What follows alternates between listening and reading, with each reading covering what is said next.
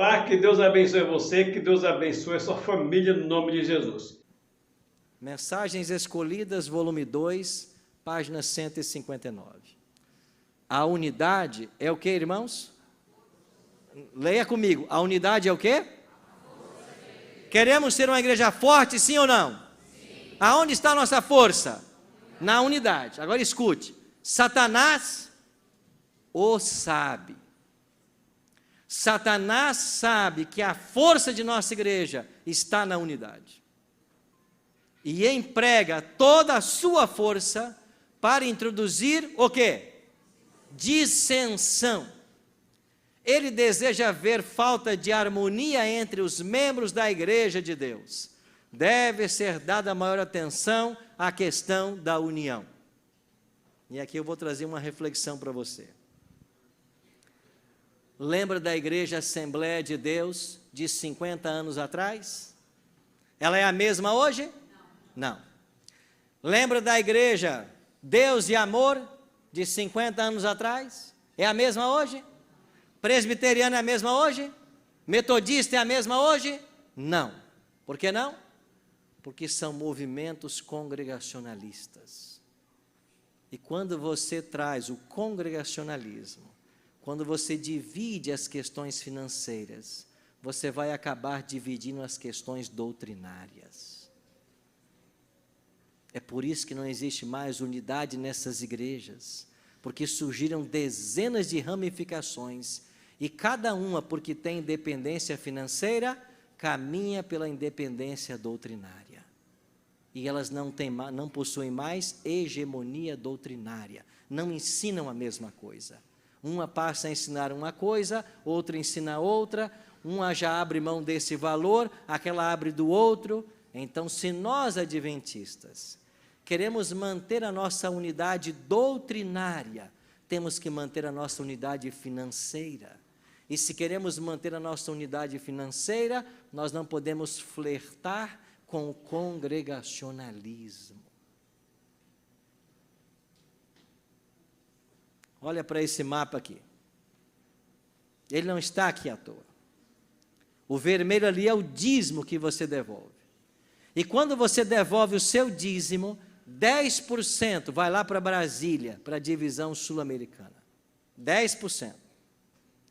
10% vai lá para Curitiba, para a União Sul Brasileira.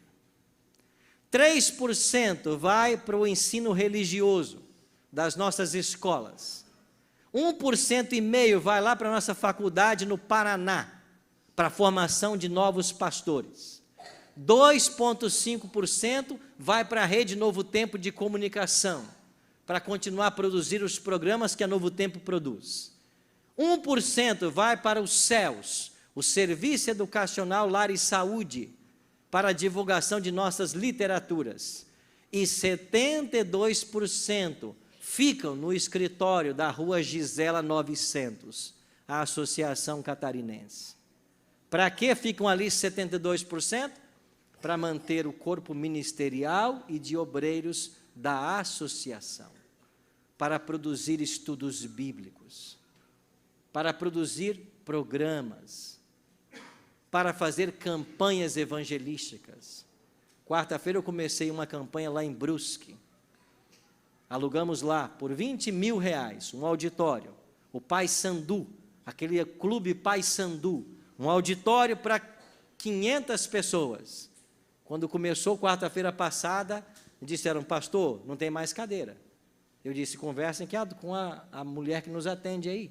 E eles foram lá no restaurante do clube e começaram a puxar cadeira e cadeira e cadeira. Nós contamos até 550, depois não contamos mais. Quarta-feira passada. É para isso que o seu dízimo é usado.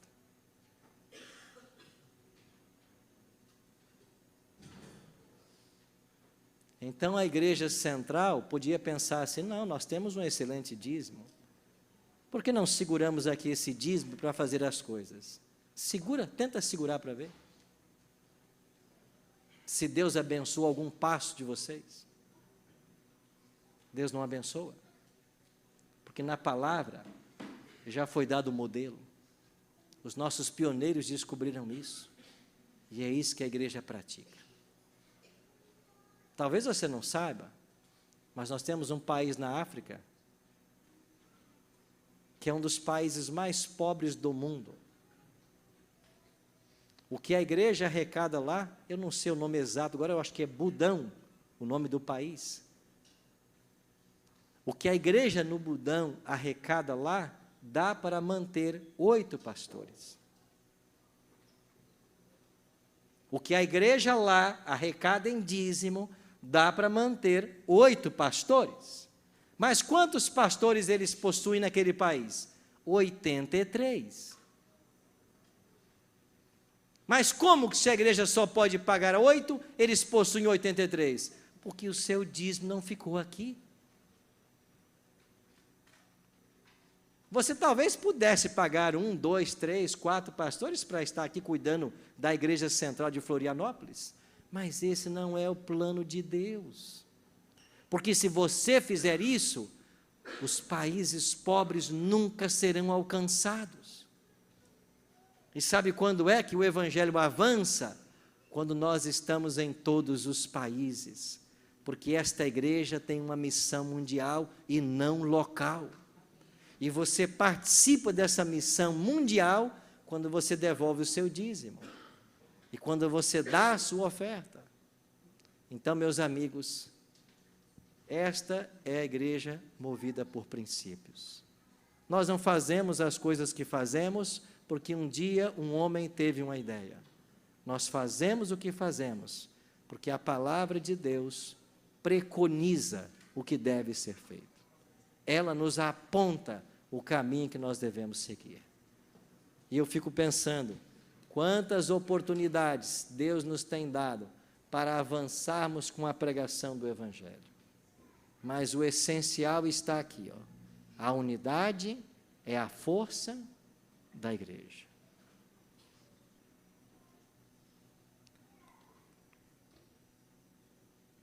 Quando você devolver o seu dízimo e a sua oferta da próxima vez, lembre-se, a igreja que você está adorando a Deus é movida por princípios. Esses 4 pontos que eu apresentei para vocês é o que a igreja nossa pratica. E é assim que o evangelho avança. Em países pobres que não poderiam manter a obra. Mas a obra está sendo mantida porque você é fiel. E porque esta igreja tem sido fiel ao nosso legado profético. Fecha teus olhos, ora comigo. Pai, muito obrigado porque a tua palavra, né, ela nos esclarece como esta igreja deve proceder. E ela também nos adverte sobre os caminhos perigosos que constantemente se apresentam diante de nós. Ajuda-nos, Pai, a entender de que o Senhor tem um projeto para esta igreja. O Senhor tem um plano. E é a fidelidade de todos nós que vai levar esse plano avante para a conclusão da tua obra. Por isso, todos nós nos colocamos em tuas mãos mais uma vez e suplicamos a tua bênção para que nós possamos, não apenas com os nossos talentos, mas também com os nossos recursos e o nosso tempo, fazer avançar a tua obra. Aceite a nossa adoração e o nosso louvor. É a nossa oração, em nome de Jesus. Amém.